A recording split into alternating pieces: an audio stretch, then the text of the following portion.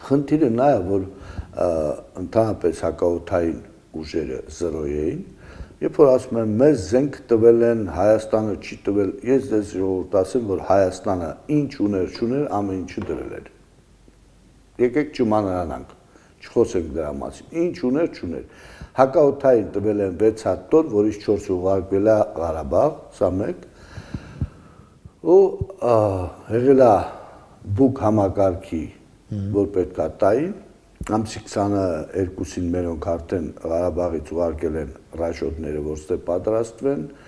պատրաստվել են, ամսի 27-ին, 28-ին պարզ դարձավ, որ դա 6 ուստանովկայից 5-ը փչացած է, ամսի 3-ին դեռ Մոսկվայից մարդ պիտի գա վերանորոգի, որ ամսի 10-ին մեզ տան,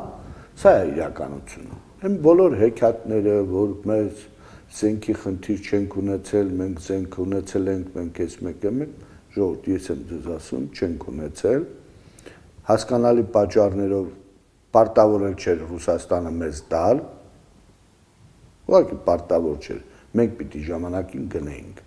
այդ զենքերը, չենք գնել, հիմի պատճառաբանում ենք, որ խիչ են մեզ տվել։